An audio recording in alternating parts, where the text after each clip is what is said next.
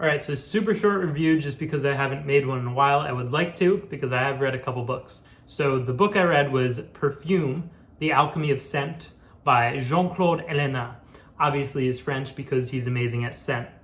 Now, I have always been interested in scent, but it wasn't until the book I recently reviewed, which was Range by David Epstein, that I started thinking maybe I should learn about more things that I'm interested in, but not necessarily that I have experience with or that I'm currently doing. So I have always been interested in scent. I've always been able to smell things and link them to other things. This smells like that. And that's basically what perfumery is about. Now, my favorite scent right now is Tom Ford Ombre Leather. And I've also spent a good amount of money on scent outside of cologne. Now, I used to manage a thrift store, and pretty much the very first thing I did was hire a scenting consultant, and we spent thousands of dollars on scent to be the only thrift store in the world that does not smell like old clothes and like a thrift store. So scent has always been very important to me, more than the average person, I think. I don't know of anyone else who has ever determined a signature scent for their thrift store. But I have. So, the very beginning of this book, he gives this amazing quote. I'm not going to quote it directly, but I'm going to tell you the essence of it, what he was saying. Essence, perfumery, pun intended. Now, he was saying, scents are all like words.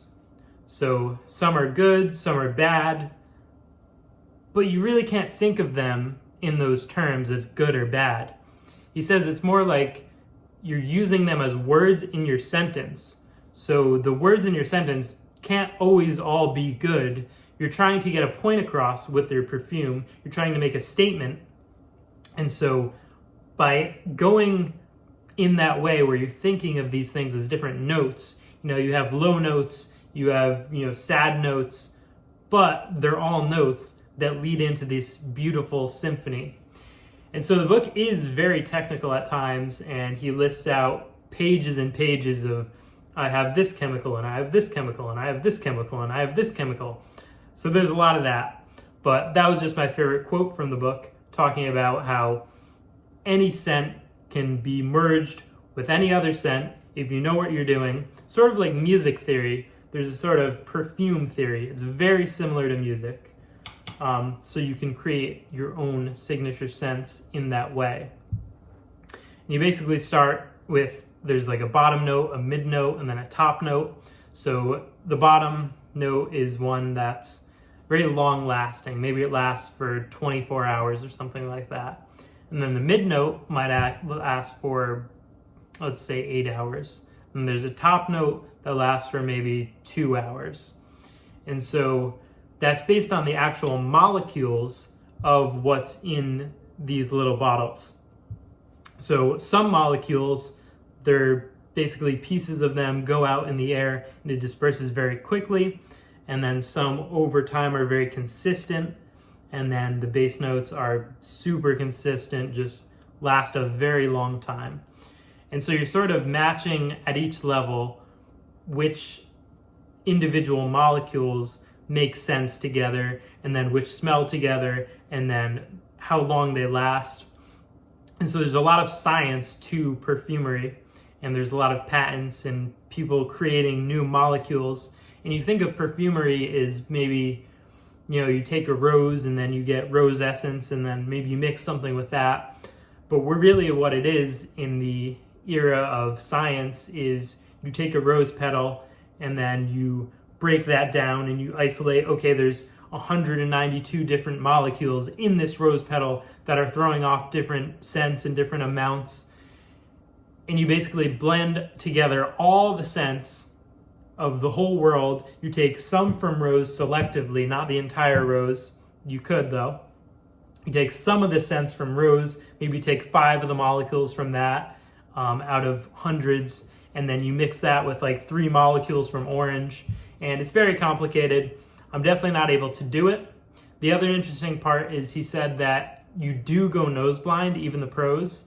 So they basically have a work area where they'll do their mixing and then they'll put it on a little, like a piece of paper because as scientific as it is, it just comes down to, does this smell good, or does this smell like a note that could possibly work in your symphony?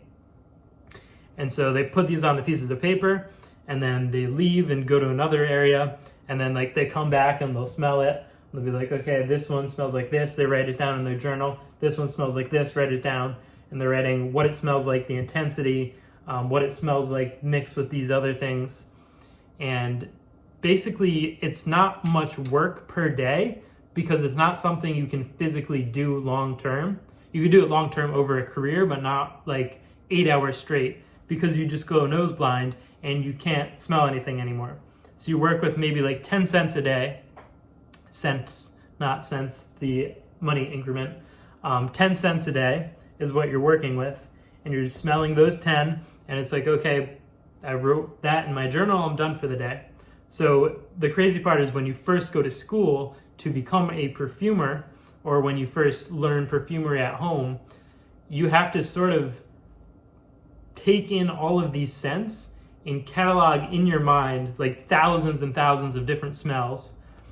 This guy was actually a minimalist later in his career, and he uses, I forget what it was, maybe 1,000 scents, and the average perfumer uses like 6,000 or something. So he just isolated the 1,000 or so he wanted, which was crazy. But just in order to get to that level, you have to smell so many things, and you can only smell so many per day, and then you also have to memorize them.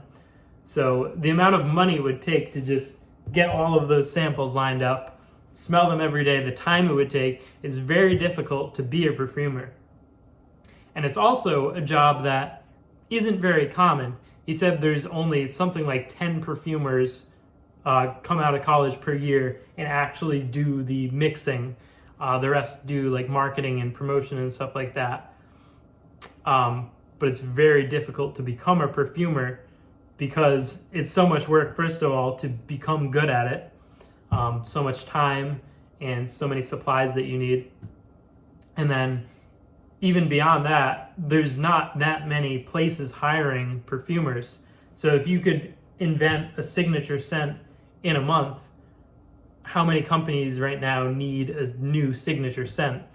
Like Chanel No. 5, they developed, and then hundreds of years later, I don't know how long it's been, it's probably been over 100 years, somewhere around there. They're still selling that one scent as their main signature perfume. And of course, they could develop others over time, but there's really not that many companies that need perfumes. So if you have 10 perfumers in the world and they're each making one a month, you're making 120 perfumes a year. Yeah, Prada, Gucci, I mean, not many names that can afford their sort of talent. And of course, there's smaller things like maybe candle making, stuff like that, but those are more minor jobs, maybe something they could complete in a day or a week. So there's really not that much work out there unless you're very much the best. So that's another way that it's like music and composing. You know, there's millions of people who call themselves musical artists, but only a few can really make it big because there's only so much airtime on the radio. So perfumery is very similar to music in that way, and that was probably the main takeaway that I had. Tons of smells, you gotta catalog them all, and just add them to your inventory of notes that you could use in your symphony, and hopefully become the big famous composer one day. So that is my review of Perfume by Jean-Claude Ellena.